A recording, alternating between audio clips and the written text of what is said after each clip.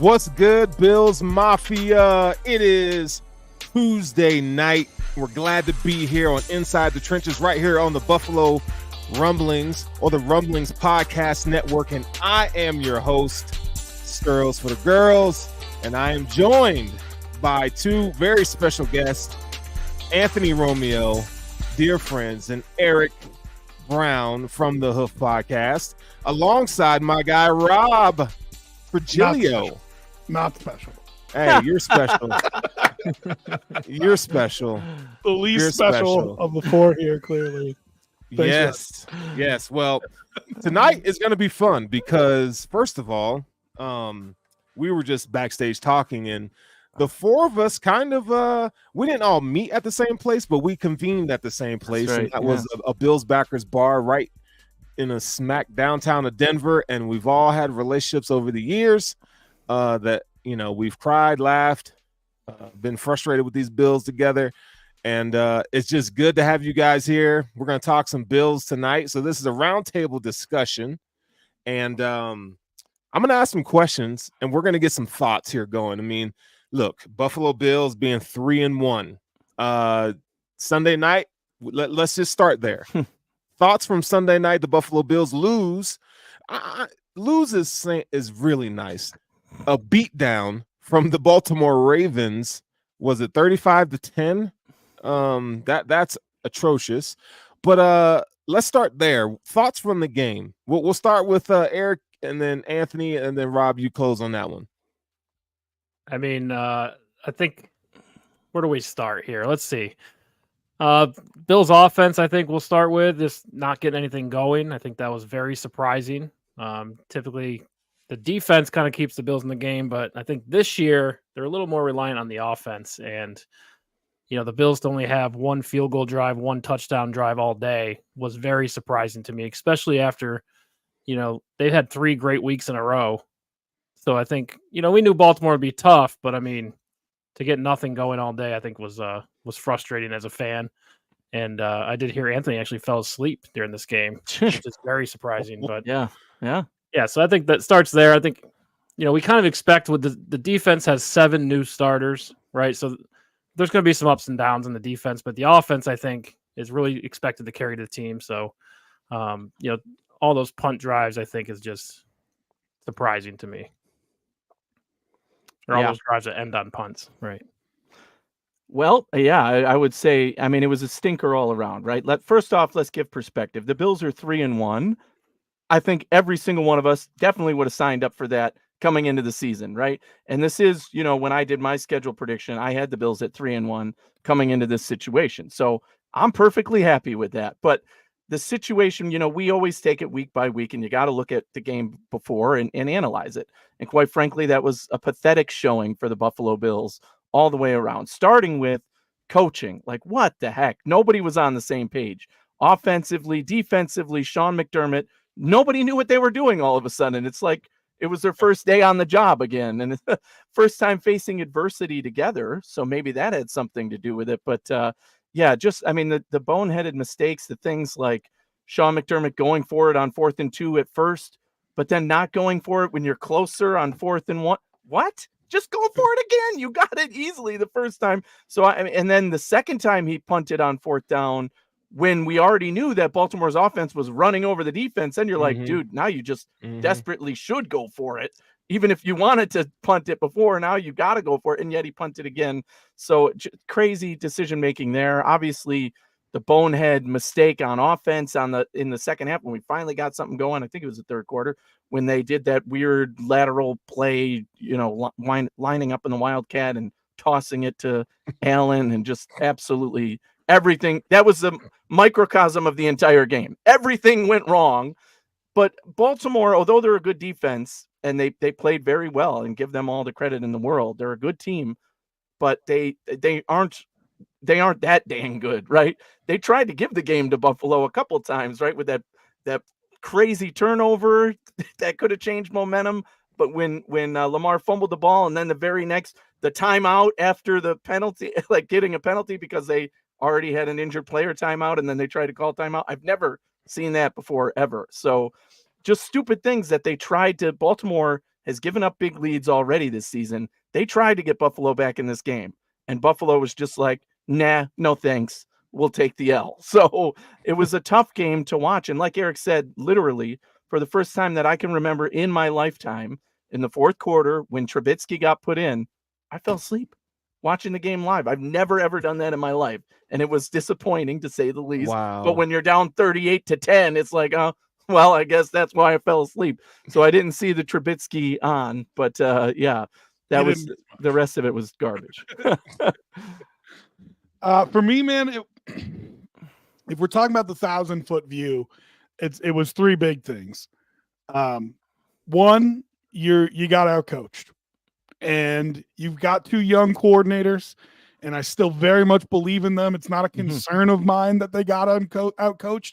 It's gonna happen when you have young coordinators.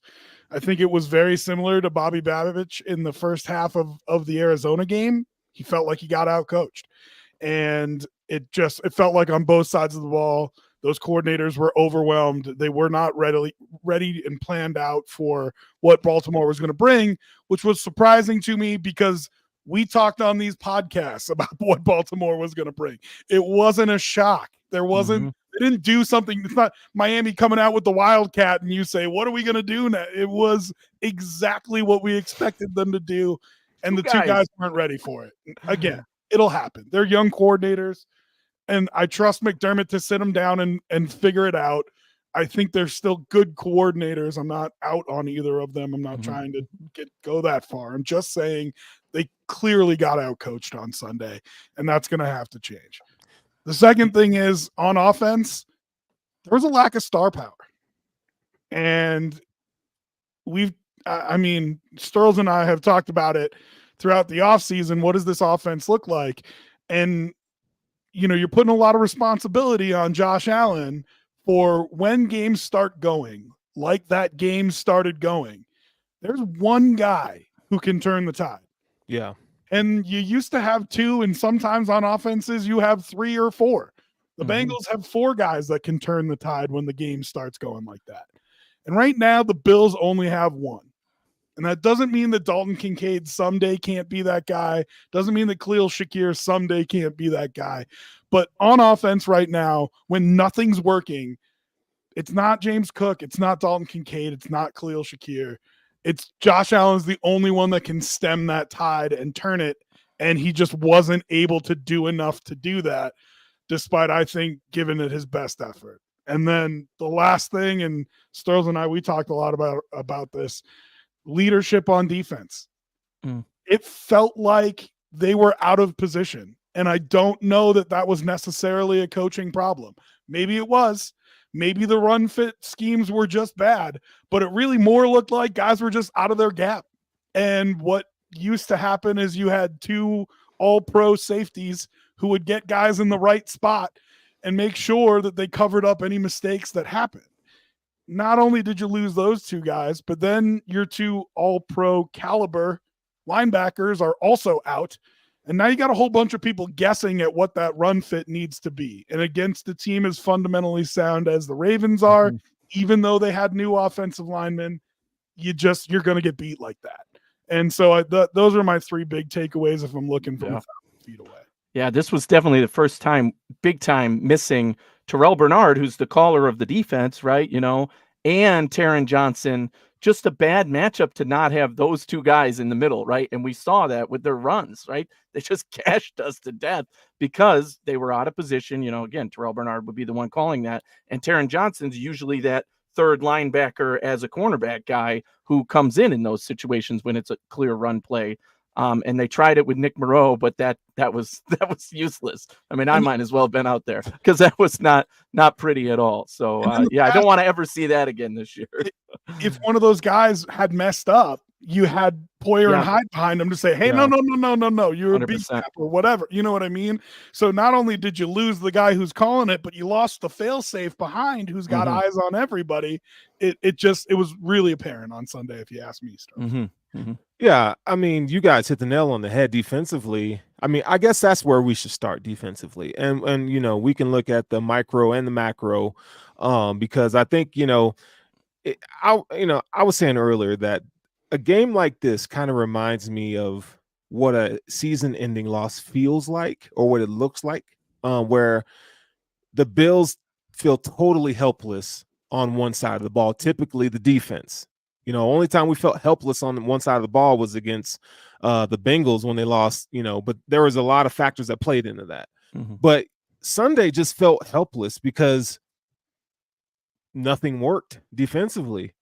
We mentioned, guys not being, gap sound. That reared its head so many times. I mean, we could start with the defensive line. Ed Oliver, Daquan Jones, man. I think they haven't played well this season. Outside of that 1 to 2 drives they had against Miami, the interior defensive line hasn't really shown up to me. And I don't know if the solution is on the roster. I don't know. The tape says that you have a penetrating style of defense. They want to get downhill quickly. Undersized. Baltimore just beat the bloody pulp out of them up front. Their middle three was better than our interior guys. And again, let's be real. There's not a lot of teams that can replicate what Baltimore did to us in that game, but that doesn't mean other teams aren't going to try to attack us the same way. So let's talk about, what do you guys thoughts on that? Thoughts on Ed Oliver's performance thus far? And he was just a complete non-factor in that game, along with Daquan Jones. Yeah, and I've been talking about Baltimore a lot. I actually had them as my Super Bowl pick because I just think they're absolutely stacked on the lines, right? Especially the offensive line. Like, they got 4 or 5 guys who are 350 pounds, and then a fullback who's also 350 pounds. I mean, that is, you look at the Bills' defense, and they're like slightly undersized. They're more of finesse. You know what I mean? So it's like the Baltimore could just have their way with the Bills' defense. And it's funny, like Anthony said earlier, is Baltimore's trying to give the game away. I mean, they came out in the second half and threw the ball 3 times when they could literally run the ball every single play and score 35. You know what I mean? Yeah. So like they're almost they're struggling on how are they going to get a passing game going. But really, like, they're a run first team. You got Lamar Jackson, Derrick Henry, great offensive line, huge fullback, great tight ends. I mean, they're extremely physical, and we know. I think the last time the Bills lost like this was versus the Colts. And remind me if it was 2 years ago, I believe they lost 41-10. 3 years ago, and that was Jonathan Taylor and Quentin Nelson just dominating. So, yeah, I agree. I mean, you'd like to see him get a little bigger on the defensive line, but really, I think they've been focused on building more of a finesse team the past few years on defense. So, these are the type of games where you're going to fall in those pits and just have no answers when you have a defense like that. Yeah, I think it's and the adjustments you have to make, right? The in-game adjustments, as Eric kind of alluded to, when they came out in the third quarter, we blitzed, and all of a sudden it was like, oh, okay, here's something we can do that worked, right? But I think that might have been more of Baltimore coming out not doing the right thing than the Bills actually finding a breakthrough there in their defense. But I do chalk some of that up to the injuries, and this being the first game where those defensive injuries, I mean, you're not talking like, oh, this guy who's a starter on the defense. Our 3 literal best players on defense are gone. Like, and that hurts against a good team. And that showed finally in this game. I think the Bills, we might have gotten lucky in those first couple without all 3 of these guys saying, okay, our defense held. But I was at the Miami game and I kept screaming to the fans, we are so injured over the middle. Why aren't they just running it and tossing it over the middle every single time? And yet they kept going to the outside. And I'm like, okay, Tua, give it to us. All right, that's fine with me. Keep doing that. So I think it's just a matter of game plan. Baltimore knew what they were up against and said, okay, let's try this and see what happens. And unfortunately for the Bills, it was super effective. I don't know that same game plan is as effective when the Bills are healthy. At least that's what I hope. So thinking about a playoff matchup now, my gears are saying if we play Baltimore in the playoffs, I'm happy now because this loss means, okay, we know what they're going to try and do to us and what actually worked against us and how to now defend against that. I trust our corners, right? If it was a throwing game where, Lamar had to throw for his life, I think the Bills would have won. And that's what I kind of expected going in. But the fact that they were so effective in the run game and the Bills just couldn't do anything on offense, that was the ultimate breakdown. So defensively, that's my hope, is that, okay, we learned a lot in this game. When we get our guys back, and if we get the chance to play them again, or if another team tries this against us, presuming that at least Taron Johnson is back this week, as otherwise he would have been on IR, right? So presuming I don't know. He's back this week, then we won't see that same deficiency again. It's interesting though, because you each made the point, and Sterls and I talked about this earlier today. This Bills defense is not designed to play that Ravens offense. It's really not. And to Eric's point, you're not only undersized at defensive tackle, you're undersized pretty much across the board except for maybe safety. I mean, even if you bring back Milano and bring back Bernard, your skill level, yes, goes way up, no doubt about it. But they're undersized linebackers. I mean, Milano's probably right on par for where you'd want him to be. Bernard definitely undersized for his position. You're undersized at defensive end, whether it's Miller or Epineza. I think they're both undersized. And Groot, I mean, yeah, he's tall and he's long, but he's not like a seat of the pants Bruce Smith. You're not moving me defensive end. You know what I mean? And so across the board, they're not designed to play a power run game with an offensive lineman at running back. And they've got two of them. They've got Ricard and Henry. They got two offensive linemen playing. It's just not it's a defense designed to get after you with 4 and play with the lead and pin their ears back and make life hell for you when Josh Allen's put 2 touchdowns on the board. And gosh, I mean, Anthony, I'd love to say that in the playoffs that would be different. But if you're talking about who they're bringing in as the third linebacker in the playoffs, we know, I mean, maybe this is just me being cynical, but McDermott's not going to let them trade for a linebacker and then actually play him. Like, it's not going to happen. Right. So, but if you think about Dorian Williams now, who's been playing well as that third linebacker, then I love that lineup. A lot better than what was there. Maybe not love against. Go ahead. Or Balin Spector. Those are your 2 guys. Do you feel like they match up size-wise if you just insert that piece instead of – and that's what's got to make you feel better, if anything. To me, I feel like they're still going to be undersized. Right. So, yeah, not a lot of people can replicate what the Ravens do, but at the same time, they're always going to be at a disadvantage against a team like that. But to Sterling's earlier – Let me say something. Let me say this real quick. And, like, I get all that. When you have a Super Bowl-minded team and personnel and GM, you have to plan better. Like, it'd be one thing if we're talking about the Patriots, who we know they're not going anywhere right now. The Bills, even since McDermott and Bean got here, they were talking about our goal is to win a championship and to playoff caliber. That was their theme for a long time. And I get you can't have the perfect roster every year. But, I mean, when you look at the AFC landscape, the teams that you have to beat, you start with the Chiefs, right? The Ravens, throw them in there. Houston, the Bengals. I mean, who am I missing here? That's pretty much it. Sterls, then we got to eat crow, because all we were talking about all off season was bring back Daquan Jones. Yeah, I know. So I know that was going to be my point a little bit, because that was the answer, right? The big, and then you draft Carter and you say, I've got 2 big butts I can put in there right next to Ed Oliver to try to eat up some blockers or take up some gaps. Yeah.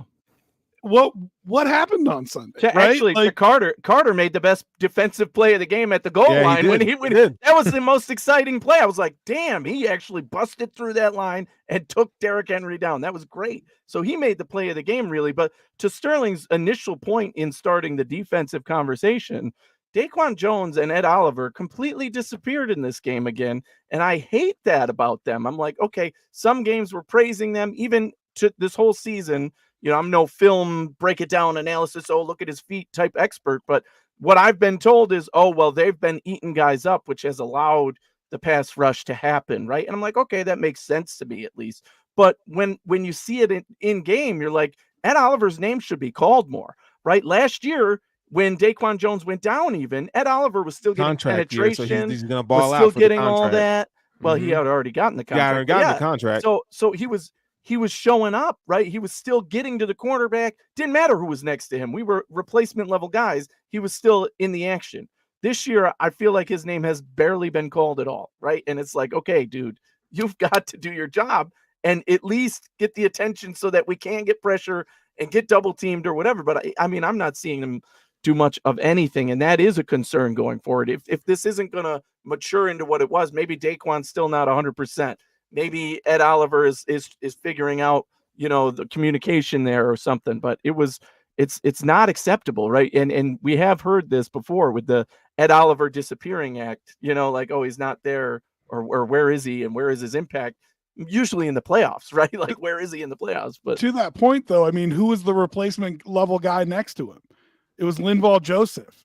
I mean, you can't ask for a bigger butt to take up two gaps. You know what I mean? So like, it's about putting the right pieces together. I want to believe that Daquan Jones is who we saw in years past and that he can be that right guy to go next to at Oliver. But as mad as I am at Oliver for not being part of this game, this was Daquan Jones's game. Like, this is the one where you were supposed to shine. Right. And I didn't see that kind of game from him. Like you said, the best play got made by his backup. Yeah. Carter. Yeah. Do you guys feel like, and again, this is just one game, but I don't know. I do feel like they need everything to go right because you have lack of star power. And we can't rely on, well, it's not wise to rely on Josh Allen to do everything, right? He is the straw that stirs the drink. Does it feel like this is a team this season that's just going to need everything to go right for them to be successful? You know what I mean? Like, just get the breaks, get the luck. It has to be an outstanding game plan by Brady, an outstanding game plan by Bobby Babich. I mean, like, you look at this roster on paper. I mean, you have some bright spots. It's not like a totally depleted roster, but man, when you look at some of these other teams in the league, combine that Sean McDermott is your coach, who I think he's a top 10 coach, but I don't think he's the guy on game day with X's and O's that's going to get you over the hump, like, say, Andy Reid or Steve Spagnuolo. So I think you're working at a disadvantage there. So my question is, do you feel like they need everything to go right to be successful? It's early in the season for this question, but I mean, if you watch the Baltimore game, I feel like the Bills want to win with the big receivers. I think that's obvious, right? They have a ton of big receivers. That was kind of their focus in the offseason. But man, you watch that first half of Josh Allen, it looks like he's struggling, hesitating, and we have to go back and watch the all 22. I'm excited to watch it this week because, you typically don't see that from Josh. It looked like a struggle. So, like, are people not getting open? And mind you, Baltimore has some of the biggest corners in the league as well, right? So yeah, wasn't the best O-line game either. Right. Our O-line wasn't holding for just you notice that hesitation in the passing game in this one. So moving forward, does everything have to go right? Well, I think that's the answer for any team, right? You look at Kansas City's roster, Rashee Rice. No, that's not true for them, though. That's not true for the Chiefs. But they still need everything to go right. Oh my God, the Chiefs have had everything go right. Exactly. Bro, their offense. Hold on, but their offense is a shell of itself. They just have their defense is excellent, and I think that's what keeps games low, and it keeps them in games. Like with the Bills, we have a good defense. It's not excellent. And I think that's where, so it's like, but Rob, the Bills had the excellent defense for years. And where did it get us? Right. But so everything went right. You know what I'm saying? I would disagree. A little bit of luck in there. Because there's been only a small sample size of games so far. I go back to that first game against the Cardinals, right? It was definitely not going the right way or everything going the right way. Yet they found a way to overcome it and second half and take it over and say, we're better than this team and it's going to show. And it did, right? We're more prepared. We're better coached and we won, right? So it worked out in that game. That was one where the only other game really where we had adversity because the other two were blowouts. Right. And this one, obviously it went the opposite way. Everything went wrong. I want to see a game in the middle there work out where it's like a back and forth punching match and the Bills come out on top, right? If we have a few of those back and forth punching matches and they all go against the Bills and end up as losses, that would give me more concern than this type of game where it's like, you know what, just everything went wrong. There's not much you can do about that. We were outcoached, outbeat, whatever, and it ends up in a loss. It's those closer games where it's going to matter, where the defense has to get its job done and make a play, right? We saw a few big plays from, in the fourth quarter from our defense against these teams when it's closer, right? So those type of closeout plays, those types of big game plays, I would say the same for the offense too. I don't care that we don't have a big name guy on offense. We got a lot of guys who can make plays. It's just about finding the right guy in the right situation. And I would say in this Baltimore game, we did do that, right? The drop by Keon Coleman, I was in flames, angry. Like, no, that was in the breadbasket. That was the game changer. That's hilarious. I mean, you had some Diggs flashbacks there. I'm not Josh gonna lie. couldn't have thrown it better. All he had to do was get up and do this, right? Oh my God, it was so bad. But then he did redeem himself with a nice catch on the sideline in the next quarter, which was good to see from a rookie. Because I kept telling myself, he's a rookie. It's okay. He's a rookie. But you can't drop that if you're an NFL player. It was in the breadbasket. Like, how you can't make it any easier to catch. So, I mean, Josh Allen did everything he could, obviously. And again, the Ravens were trying to let the Bills back in the game, but it just couldn't get done. So, the offensive line, to me, again, not watching the tape back or whatever, in live game, it was terrible. It was horrible play from the offensive line. We're going to get to the offensive line. Yeah, because that's what I mean. Rob has the point he wants to make real quick. Go ahead, Rob. Well, no, I was just going to say, so, I mean, to both of your points, McDermott, I think, can get you real far with the X's and O's.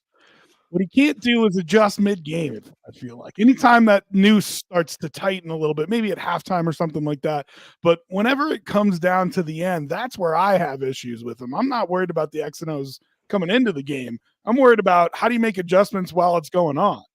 And it seemed like even this week, the Bills struggled with that. Now, this game ended up not being close, but maybe it was because they couldn't make those adjustments. That was a bigger concern to me. I mean, I don't think everything has to go right for this team to win. I think there's a lot of talent on this team. And a lot of times, especially in the NFL, there are players and teams that are good before you know that they're good.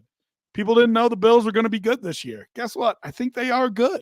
And people might not know that Khalil Shakir is a star or Dalton Kincaid is a star. Guess what? Last year we didn't know Terrell Bernard was a star. Right. And he might have been the best player on our team last year. Yeah. So, I think Christian Benford has taken a step up. I think Rasul Douglas has played at a high level. I think Ed Oliver has shown that he has the ability to play at that level. I think Groot has been really good every game except this one, and that's because this wasn't really a game for him. He passed the ball, what was it, 15, 17, 18 times, something like that? I don't know. So, I don't think we need to overreact and say, oh, does everything need to go perfect for this team for them to win? No, absolutely not. Mm-hmm. Got a Superman playing quarterback. You got one of the best offensive lines in the league, even if they struggled. You've got a really good defensive line. And right now you've got two corners that are playing out of your mind. Now you got to figure out some other stuff around that. But no, I don't think you got to have a perfect game for this team to win. So Madison has a question for you, Rob. She says, did that game change your mind about how imperative home field advantage is for the Bills? Mm-hmm. Allen has the ability to be the difference, but asking him to overcome a talent discrepancy on offense on the road is kind of asking a lot. And Madison, thanks for watching the show. And she's not lying. I think there's something to be there. So go ahead, Rob. There were a couple times that I was thinking about us talking about exactly that the other week, because you saw some communication issues with Josh. He was trying to get something communicated to his team, and it felt like maybe not the message was not completely received. Mm-hmm. That being said, no, no, he's still Josh Allen, and I think the rest of the team is still as good as any team in the AFC. I don't think there is a team in the AFC that's a steamroller this year. The only undefeated team left is the Chiefs. They could be 0-4 right now. I mean, have you watched those games? Yeah. So, they're probably, but they're not. All I'm saying, I'm not saying like, they should be or anything like that, or that they're going to fall apart down the stretch. All I'm saying is that I'm not afraid of them. Right? There's no juggernaut. Yeah, whether going into Arrowhead or going into Houston or going into Miami or going into Cincinnati, if those teams figure it out, I am not afraid of taking this team on the road anywhere, particularly because if Allen gets a lead the game completely changes. And I think everybody felt it. I think that's why we're talking about the trick play as much as we are as Bills fans. They were coming. It was 21-10. If they score on that drive, they're running downhill. Right. Allen had hit a couple big passes. All of a sudden, the Ravens were on the heels. So shocking. All of a sudden, the running game starts working. If they go score a touchdown on that drive and make it 21-17, man, the Ravens could turn coal into diamonds, let me tell you. The Ravens would have known that. And I have no doubt in my mind that the Bills would have won that game if they had gone down and scored a touchdown on that drive. So to answer your question, I mean, I appreciate the fact that maybe this changes your mind a little bit. You want to be at home. Of course you want to be at home. But no, I'll take this team on the road anyway. Yeah, I mean, taking them on the look, I mean, but she does make a good point. Like, it might not be imperative, but it's definitely ideal for the Bills to get that home field advantage. Any advantage that they can get would be, to me, would be a complete win.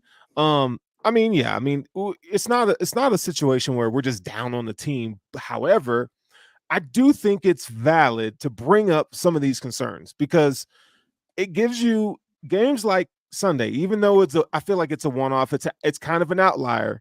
I do think, it's never as good as it seems, it's never as bad as it seems, it's always in the middle. I do think there's some things to take away from this game. We know the Bills have weaknesses. Every team has weaknesses. But it's going to be interesting to see how the story progresses and develops over time to see if the script is out on the Bills or not. So I think, the coaching staff of anybody has a major job to do. So it's kind of good that it happened this early, this soon, the way it did and so forth, but can they rebound? I think that's the question to be seen. Sure, but if you look at our upcoming opponents, right, you have the Texans. I'm not afraid of Joe Mixon. He's not going to do that. Like whatever, or if he's still injured, whatever backup they got, P. Ryan, all those guys, that's not going to threaten me, right? So feel free to do the pass game, right? Again, that's what favors this Bills team. Yeah, you got 5 good receivers. Great. That favors our defense, right? Throw it at us, baby, because that's what we want. So, and then after that, you have the Jets, right? The Jets have fallen on their faces. And again, although they have a good running back, can they put it together? Is their O-line good enough to block or do anything? I'm not convinced. They haven't shown anything all year offensively. So again, that not recently. When you go down the schedule, I'm like, okay, like the Titans maybe play that style of football, but not really anymore under their new coach. So the next few games, even looking down the roster, down the schedule, I don't know that we're going to have another opponent who really wants to play this style of football against the Bills, which is why the Bills have had so much success in building this defense the way they have. The league is going that way. The Bills have been playing chess when others have played checkers, putting the roster together to beat what's current and what's coming, right? And it's worked well for McDermott and the Bills defense. And I think it still will moving forward, but you need to be able to, that doesn't excuse getting blown out by a team like this. You still got to put it together and find a way to adjust either in game, as Rob said, or, game plan wise to say, this is what we do when we're going against a big front team that is just ready to pound it down our throats and how we stop them. Usually it's been a contain, like, okay, we'll let them get big runs. We'll let them get one huge run during the game and just let them gash us a little bit. But it's bend but don't break and give up a field goal while our team scores a touchdown, etc. Right? We know the story with Josh Allen at quarterback. So again, looking at the schedule, though, Baltimore is 1 of 1. In 2 weeks, we'll be 3. Hey, hold on. We got a troll in here. Hold on, look at the name before you. Raven for life, 716. So you wish, Raven. Yeah, the Bills being 3-3, I don't buy it. That would mean losing to the Texans, who have not looked good in my mind all year either, and the Jets, who are a dumpster fire right now. So yeah, no. I don't think that's happening. Let's shift our focus to the offense. So, a 10-point output. I think it's a little unfair to place a lot of blame offensively, just when you have a lot of pieces. But there are some things that really bugged me. The protection plan, which was non-existent. I feel, again, the Bills were outcoached on this side of the ball. It felt like, you had 3 blitzers multiple times That kind of stuff can't happen. Pressure from the outside, pressure from the A gap, the interior of the Bills' offensive line, which they've had some good moments this year, but this past game they were kind of exposed. They all three of them were beat on multiple occasions. That's an issue, but you guys alluded to the weaponry and some of the drops in the lackluster production. I felt like Josh Allen was on point. Like he may have had one or two mistakes, but for the most part, he was doing the Josh Allen things. He's got to get help. So here's the next question. So, and I want when I pose this question, I want you to think about the Chiefs from last year and the year before. Their lack of weapons that they had, where we heard Chiefs Kingdom talk about MVS and how he was just a complete negative for that team. Now he's not doing anything here, but the correlation is there where you have unproven weapons that need to produce, but sometimes, especially the Sunday, that the Bills looked, Josh Allen didn't have much help. Do you think it's a situation where, okay, like it's just a game, let's just chill out on that, or it's like, okay, this is something maybe not to that magnitude that we saw on Sunday, but are we thinking like, okay, yeah, they're in need of some weapons, like big time? What are you guys' thoughts on that? Eric, we'll start with you. Yeah, I think it's interesting because Baltimore had a really unique approach to their game plan, and like you could tell Josh is trying to throw it underneath as he has the last few weeks, right? The screen plays, the little dump offs, but Baltimore had an answer for those. They're getting tackled for loss a lot. His name was Kyle Hamilton. Yeah, dude, right, everywhere. exactly. I was just about to say that. He's insane. So then you start looking at, well, okay, let's if Kyle's down in the box, how do we attack deep? And then who can do that for you, right? And I think your options are pretty limited when you're talking about speed on the roster. I mean, there's MVS, and to your point, you said he did nothing. He almost had a couple nice plays, right? They're almost. He said almost. I mean, those are there. He almost got it. He almost got it.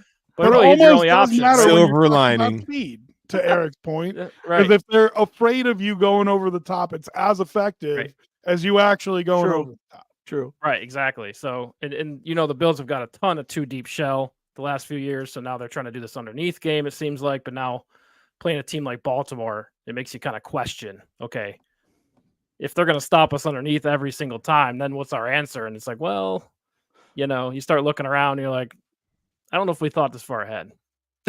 Right. Yeah. Well, I think, one of the major impacts in this game, I think, was the injury to Khalil Shakir, right? That whatever happened to him, it changed the tone to Sterling's point, right? Like not having enough guys. I've never felt that way about this team. I've been confident in all these guys on the field because you have to play them the right way, right? Shakir and Knox and Kincaid should be out there doing their thing, right? To me, that's what you needed in this type of game. You want the physicalness from the two tight end set, having Knox out there as a blocker alone, even if he's a decoy and just blocks. That's what I felt we needed more of in a physical game like this for our smaller guys to get active, right? And we could talk about the fact that Curtis Samuel has not been playing enough snaps to have an impact. He had the turf toe injury. Maybe that's lingering, whatever. But to me, he's the X factor in terms of that speed guy who can do everything right out there, that gadgety player, if you will. But they've been using him in the wrong way on offense. But that Khalil Shakir injury, once he got injured, you take that piece away and suddenly this everybody eats offense is like everybody eats, but we just lost one of Josh Allen's safety valves in this offense, really, I would say. The guy who always catches it, the guy who's always right there where he needs to be, right? Not that the other guys aren't, but certainly the number one guy, if you ask Bills fans coming into the season, people were like, oh, it's Coleman. And we're like, no, it's Shakir. Shakir's the guy, all right? Anthony, and once he went down, that's tough. If everybody eats, then the receivers left the table hungry Sunday night. That's right. They did. They were told to go to bed. Yeah. Living off the scraps. I appreciate that on different levels because I don't disagree with it, but it just brings me back to this. Whenever Josh isn't going to be, he's never been on for a whole season, right? And don't get me wrong, he catches grooves and he's hot for 8 games and it's incredible. And even the games where he's not hot, he puts up 202 touchdowns and they win. You know what I mean? Yeah, So yeah. it's not to say that he's awful or something like that, but he's not on every game. And you could tell he was struggling at the start of that game. He needed someone to make a play to help him. There were a couple drops. There were a couple times people were running routes that were short of the sticks. They could not get the run game going. It just felt like a grind. It felt like a struggle.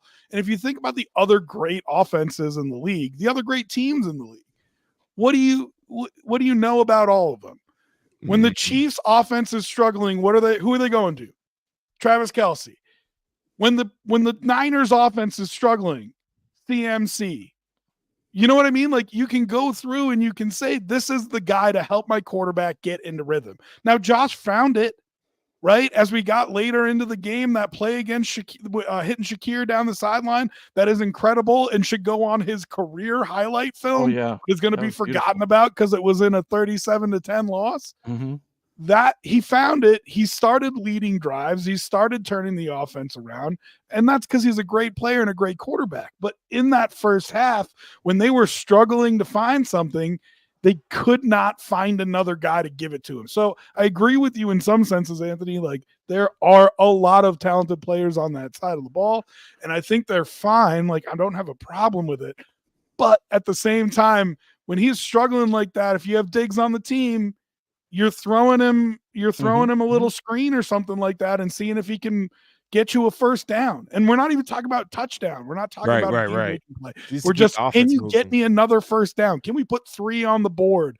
You know what I mean? That kind of stuff to kind of stem the tide against what that Ravens offense was just doing, running us over. But on this team, Shakir has been that guy. Shakir has been that guy for Josh Allen. I don't know. I think they're trying to figure it out still.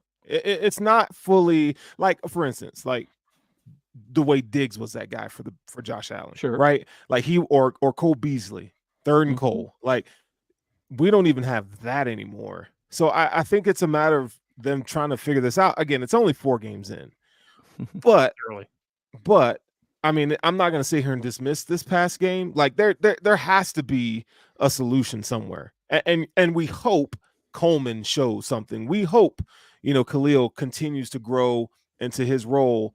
But Curtis Samuel hasn't done shit. They haven't given him an opportunity. Mac Hollins hasn't done anything. They have given him opportunity, and he just had. Again, Rob, I told you this. The Bills have a bottom 3rd receiving core in the league. They just do, and it's okay. I mean, to an extent, but I just for us to sit here and hope that this group is something that it's not. It's kind of tough for me, man. That's crazy talk. Bottom 3rd. Come on now. I told you guys that too before the season started. That's crazy. I'm not wrong. It's crazy talk. It's not. Yeah, it is. Tell me tell me why the receiving core minus Kincaid is. No, you don't get to say minus. Wide receiver core is bottom 3rd. You want to say just the wide receiver room and not include tight ends? Throw in Kincaid because he doesn't have much production this year. Okay. What are we doing? Dude, Eric, you want to handle this or should I? Let's be call it what it is. Shakir, who's the top wide receiver? You're talking about Shakir and Samuel, right? So those are the 2 guys who should get involved. Again, Samuel, I think by the end of the season, we're going to see him be that guy. But he's dealing with an injury, a turf toe, and they've given him. He got 9 snaps in the first 2 games total. Are we certain that it's injury that he's dealing with? Are we certain? Because they didn't pay him his money to say, okay, we're going to give you 9 snaps. And actually, yes, yesterday, Joe Brady did come out and say, it's on me. I have not been getting Samuel involved the way we need to. It's not an injury. The opportunity. If he's taking the credit, if he's taking the blame, then it's not Curtis Samuel's injury. Maybe not. So yeah, I mean, we'll see. I don't know, dog. He needs to get more of an opportunity. But you get those 2 guys. And already I'm like, okay, these 2 are better than a lot of a third, you're saying bottom 3rd of the NFL. So, I mean, I'll take those 2 over a lot of guys in the NFL. And then you have to put Kincaid in the mix to me. Okay. No, that's fair. Eric, what you got? I don't know. I just think it's early in the year. And yeah, maybe they're bottom 3rd now, right? With guys like Shakir, who really started getting hot late last year, kind of rolled over into this year, I would say.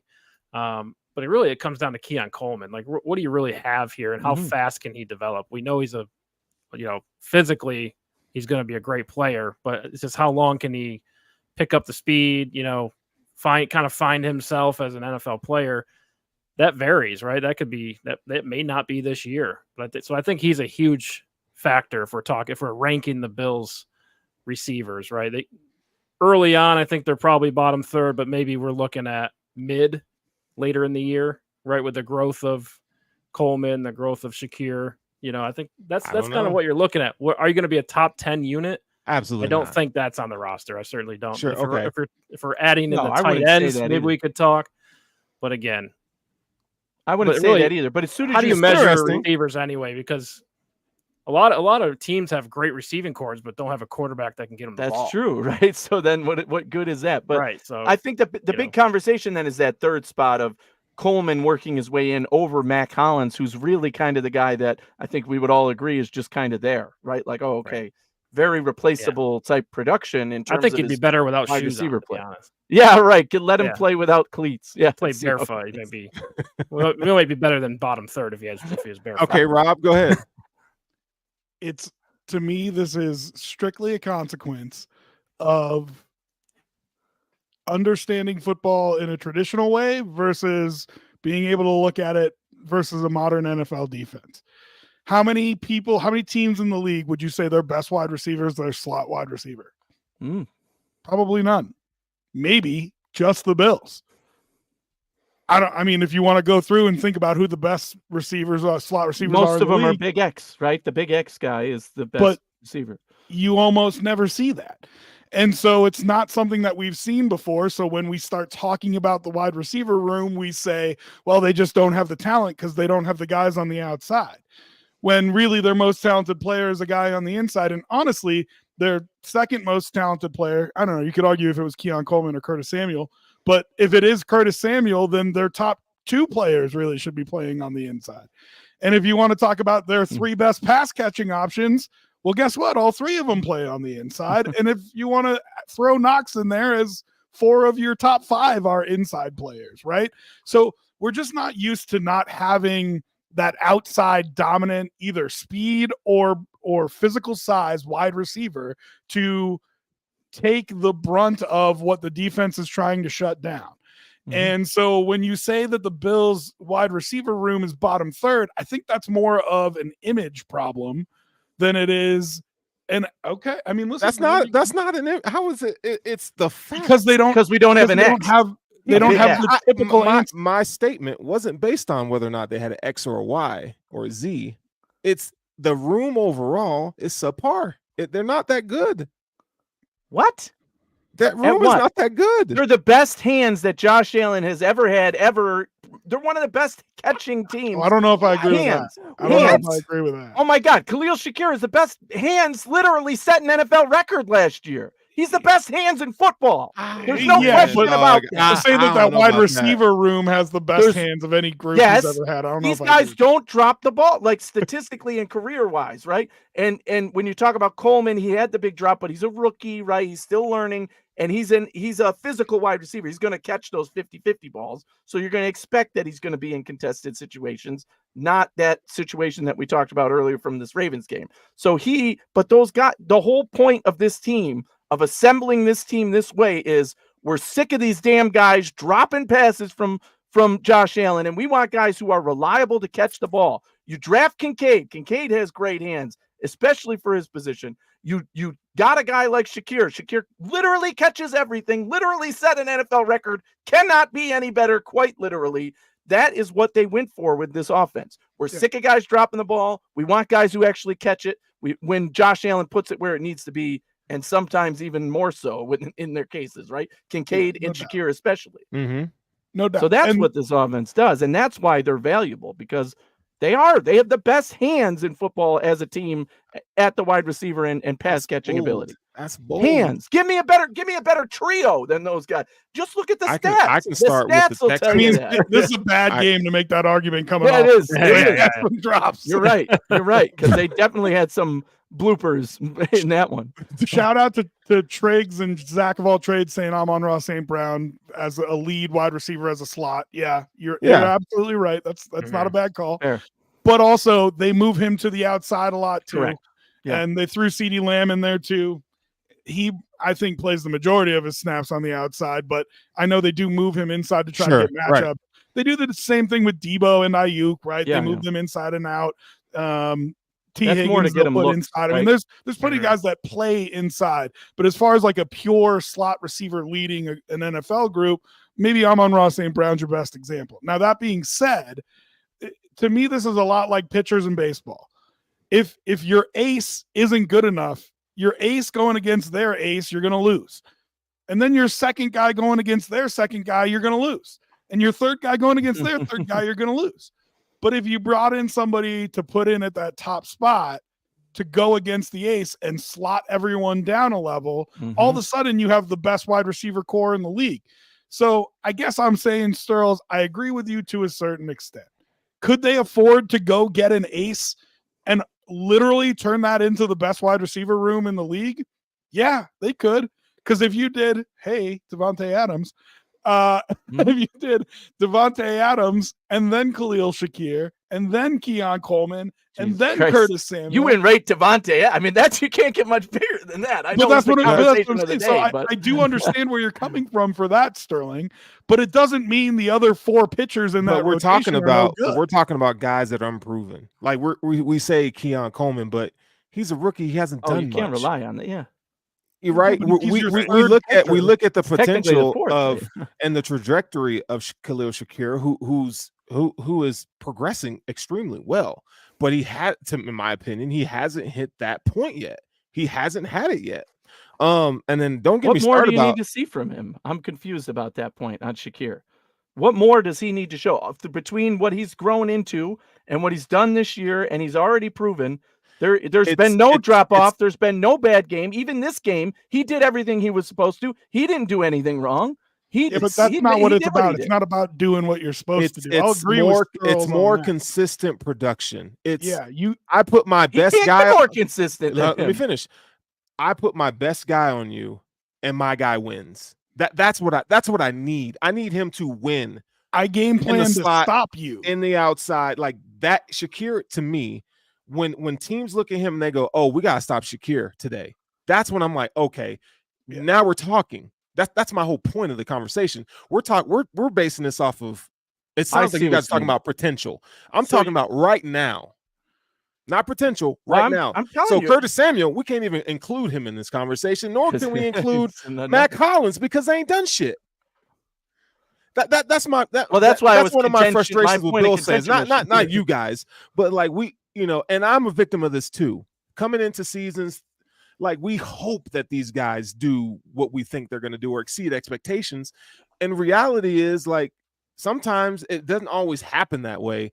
The wide receiver core, I think, I think we'll get to the end of the season and we'll say, yeah, Coleman showed some flashes, but Khalil Shakir, he might be next, but like I need that signature moment. Like Gabe Davis had a few signature moments with the Bills, and we know how up and down his play was. He wasn't consistent enough.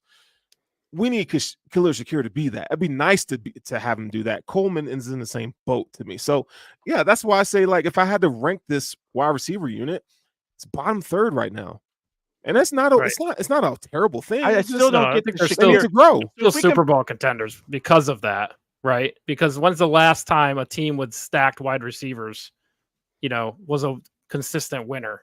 We saw it with Kansas City. They trade Tyreek Hill. They still win with super young guys. I mean, if that's how it worked, Miami would be a lot better. All 22 says otherwise, Matt. That ain't the case, buddy. They pay more attention to Kincaid than they do anybody else in that offense. And Zach of all trades had said that later that Kincaid may not have had a great amount of production through this first quarter of the season. If you watch the tape, they are focusing on him to make sure that he doesn't get there. So He's a that's new kind of my Fox. point with Shakir, though. We talked about the defense, Ed Oliver and Daquan Jones. Certainly a level of expectation that those guys, as veterans, what they are, and they need to prove it. They need to live up to that, and they're not, right? So that's why they're disappointing. To me, Shakir is here, and he's doing exactly everything he needs to do, right? He doesn't need to be a superstar. That's not who he is. Yes, He we do just need needs him to to be a be that superstar. consistent guy. We He is need a him. reliable one, though. If you throw the ball to him to make a big play, he's going to make the big play. I'll tell you this: and again, I don't want you guys to think that I don't like Shakir, but if Khalil Shakir was that guy, Josh, he'd get 10 targets a game because Josh would throw him the ball a lot. I'm just telling you, he's just not there yet. He ain't there yet, and that's okay. Maybe he gets there. If just a little exercise right here. If I told the four of us, without saying a word, it is 4th and 2, you need the drive, game's over. You have to throw the ball. Who is he throwing the ball to? Well, we had this conversation on our show, and I used a third how many people? You write it down, and we all hold it up at the same time. Right. How many people are holding up the same answer? And that's the point on Shakir. It's not that he's not a high-tier NFL receiver. He's who's your answer if it's not the Shakir? Opportunities that they've given him, he has MVS. Converted on every single one. MVS. Right. Oh, God. Somebody write Matt Collins down and hold that up. Right. So what are you saying? Somebody would say Kincaid or what? Shakir is the guy. He's got the hands. If it's 4th and 2, of course people would say Kincaid. And I bet you there'd be a couple James Cooks in there too. And what God, no, not on 4th and 2. You don't have a guy that's at that level. Because if you asked that question last year, everybody's writing digs down on that card. Of course. Period. End of story. Of course. So there you go. Quarterback design run. That's what I'm holding. Yes, right. I'm booting him too. Don't get me wrong. I'm just saying it's an exercise. 5 wide and let Josh walk it in. Yeah. Don't overthink it. Let's not overthink Don't get me wrong. It's just an exercise. It's not an indictment against this team. It just I just want to be honest with where they are right now. Right, like watching the film, and it's just like like. So I can agree. There yet. I can agree with the point that Khalil Shakir is not a superstar in the NFL, but the guy is doing everything he needs to do to get this team to win, right? And in that situation, that's who I am going to. That is the guy for me in this offense in terms of he's reliable to catch the ball, and if you need a play, that's who I want to go to. Kincaid can be that guy, and I agree. Your paycheck on that? If it's a must-catch situation, I want it to go to the guy who catches the damn ball 99.99% of the time. Yes. No, look, Anthony. I mean, I'm not. What you're saying, but I agree. It's not. He's not a superstar. That's what I was coming to, right? Just the fact that he's still meeting my or what would be viewed as expectations coming into the season. He's done everything expectation-wise coming into the season. Maybe even a little more than some people thought. Not me, but some people might have had him as a little less in this offense. He's done everything he can. He literally set NFL records. So, I mean, that's to that point, that's who this guy is. He is that good. He is that capable, but he's not a superstar. Right? He's not, I need it 10 times a game. That's not what this offense wants right now, though. I think they do. Because if they had it, they would. So if you're asking me what would be my ideal for the Bills offense next season, I would sign a Devontae Adams type and get that type of guy onto this team for this offense. You're right. Making the offense this way, not ideal really in general, but it is what this team is doing right now, and it is going to work for this team. It has already. But in my mind, if you add a big receiver like that to this offense, would I love to do that? Abso-freaking-lutely, give me that number one guy, and then there's no question about it. Okay. Right? All right, Rob, go ahead. I was just using that as an example. I just want to be real clear. So that's what I'm saying. 32-year-old Devontae Adams. No, I'm just saying you add that caliber of a player, and I don't want to pay Devontae Adams that much money here. My move is draft another first-round wide receiver, and over the next 4 years, figure out if one of them can be a top-flight guy. Exactly what I think. And if not, you let him walk. But, I don't want to pay a bunch of money to a 32-year-old wide receiver. No, Triggs, not even Amari Cooper. Okay? Yeah, the Bills are 2 steps ahead, too, right? They're always scouting, right, for the next thing. So I think they kind of put their eggs in that basket of, hey, we kind of like the late first-round receivers the guys who look like they're going to go late in the first round this year. So we didn't do it last year. We waited till the second round and got Coleman because we said, well, this group of guys, we're not as reliable. But next year, we're going to go all in for this guy as wide receiver, or these guys, this group of guys we like better at wide receiver next year. So let me ask you one last question before we get out of here. And this is a fun exercise. If you look at the defense, and it's a trade deadline, first, my question is, which level of the defense are you upgrading? And if you have a potential player that you would like to fill that void, who would it be? Who would it be? That's available, or right. That I want be a trade that works. Roquan right? Smith for me. Yeah, right. JJ Watt. No, I don't want Captain America over here. No, remember the hype? I just brought that. Yeah. Remember all that time? We said injuries aside. Okay, and in the chat, make sure you guys can answer this question too. So if there's one player, or if there's a position group that you could upgrade on the defense at the trade deadline, what position group? And if you have a player in mind, who would it be? Now, this can't be an outlandish, like go get, I don't know, Myles Garrett, because obviously that's not going to work. But like if there's a player out there, who would it be? We'll start with you, Eric, then we'll go Anthony, and then Rob. Yeah, it's tough. I mean, I got three that come to mind: safety, corner, linebacker. And corner?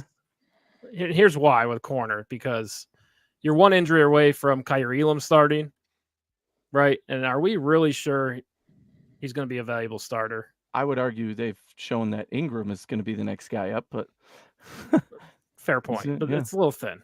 But yeah, I think I'd go linebacker. Even though I'd consider corner, I think linebacker is really the depth piece. Okay, all right.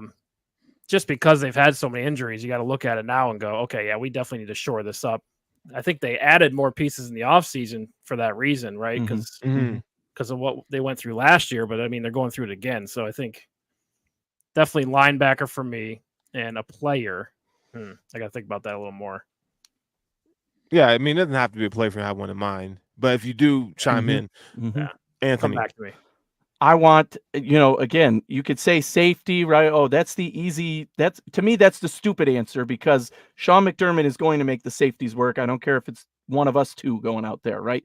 Sean McDermott's got that covered. I'm confident in that it will work at some point this season, however they make it work, as it did in the first 3 games. However, defensive line immediately comes to mind, right? Give me a big guy on the defensive line that we know, is a veteran who can get it done and at least be consistent, right? That's what we need. We need consistently doing your job there.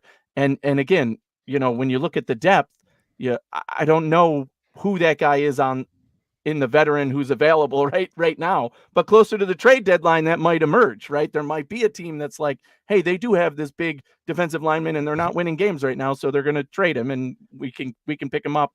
And, budget is a concern here when you're talking about the Bills' current, situation as well. So I think that's a position where they literally could make a move.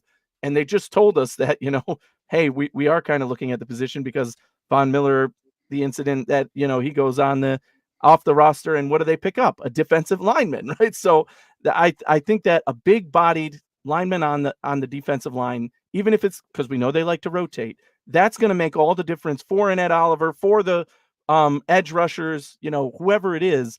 I think that's the position I want. Who a name that came to mind who's not going to be available? Harrison Phillips, right? Like, man, remember Harrison Phillips in this defense? If you could get somebody who's just that reliable, right? He wasn't some superstar player when he was here, but he was well loved because of his leadership, because of his ability on the field. You knew what he would give you, and that's what I feel like we're lacking right now on that defensive line. Because we're talking about how they. I love the optimism in the chat. Kyle Hamilton, Kyle Duggar. Oh yeah, Amon-Ra St. Brown. Yeah, Kyle Hamilton. Jesus Christ. Yeah, right. Might as well ask for Jesus. Tyreek Hill. Listen,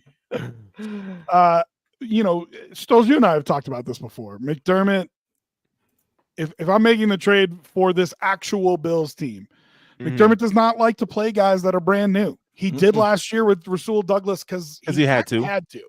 And I'm sure Bean went in and talked to him and said, you kind of got to do this. But that's just not what he does.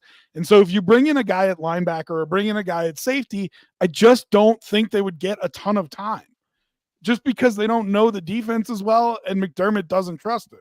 Conversely, to Anthony's point, if you bring in a guy on the defensive line, I mean, he rotates guys there like, nobody's business. So I do believe that they could get some time.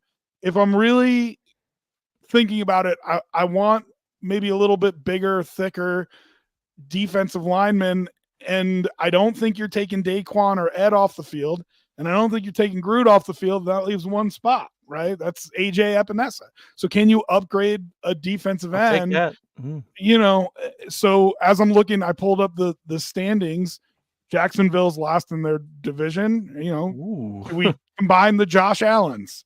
That's not happening. I mean, I don't think so either, but I'm just looking at bad teams right now. The New York Giants. How about Thibodeau? They have a lot of good players. Yeah. They've got a lot. Their defensive line is killer. I don't think they're going to give him up either, though. But I don't think they give him up either. And the last guy who I, again, don't think that they give him up. But if things get real ugly in Vegas, can you call about Max Crosby? That would.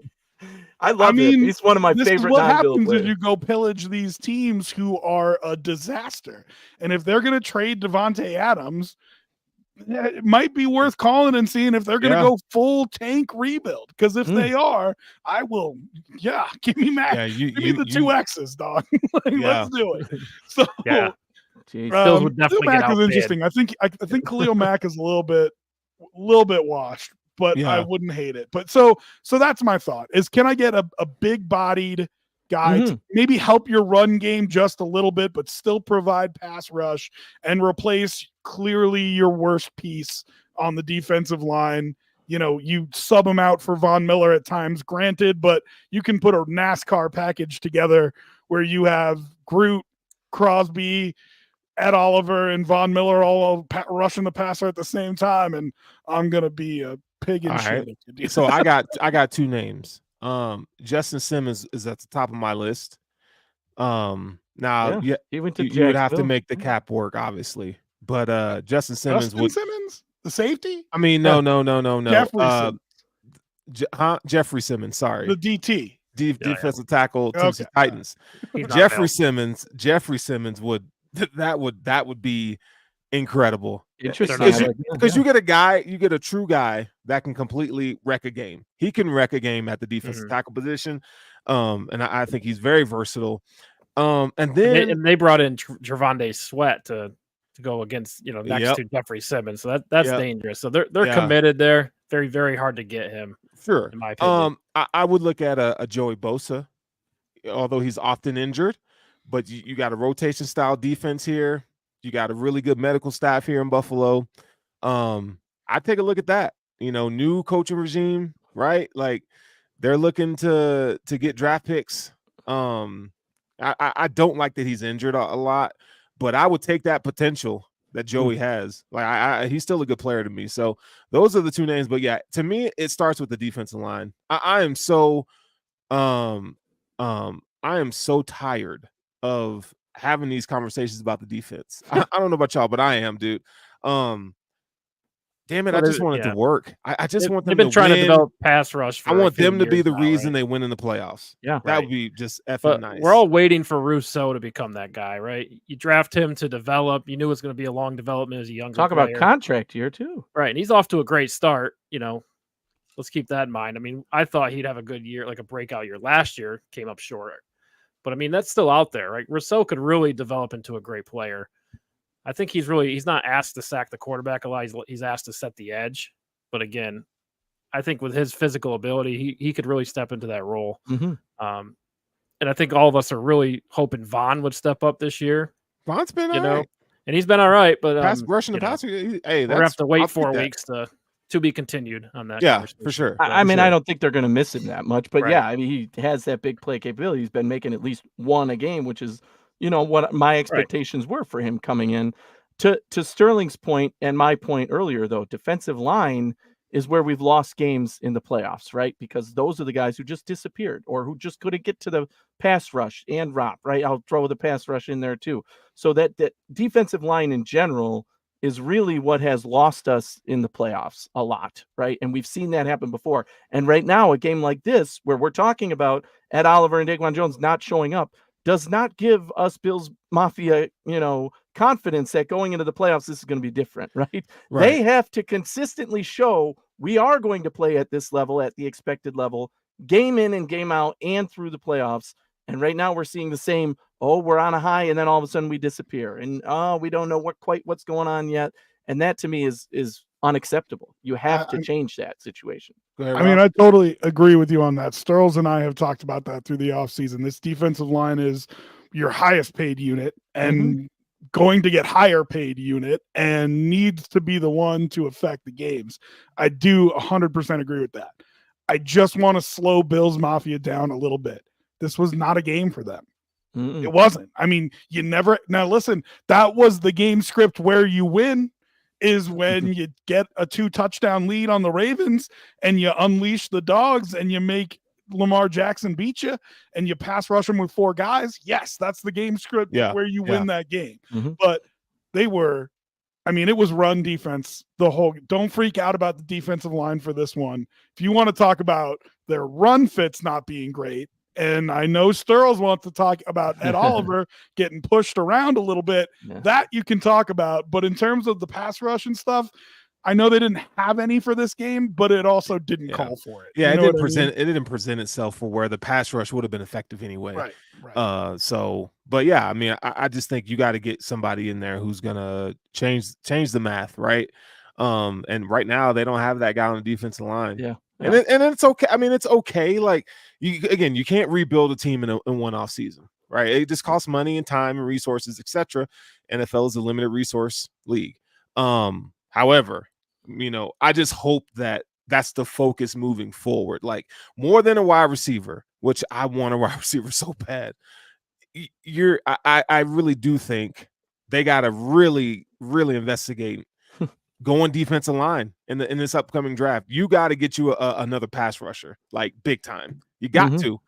And there are some guys we could talk about as we move along, but I'm telling you, dog, like you got to go get you a pass rusher. What are you giving up for Amari Cooper? Let's say, right? Cheap. We know the Bills can afford him. He's going to be, that makes his value higher, right? Somebody's going to say, hey, for that cheap in a year like this where we need a guy, i.e. Kansas City or something, hey, we'll give you a 3rd, right? Just take it. I ain't giving them 3rd. I give you a 4th for Amari. Brother was traded from a 5th from freaking Cowboys.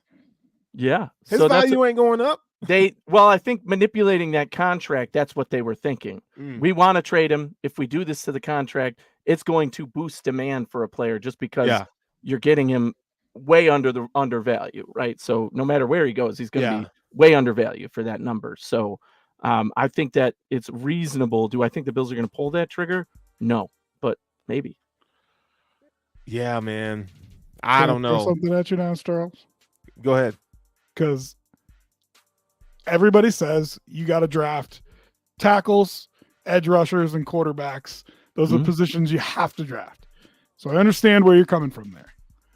But if you're talking about a 2nd-tier wide receiver, which is what you would get on the free agent market, or a 2nd-tier pass rusher, who do you think has more ability to impact the game?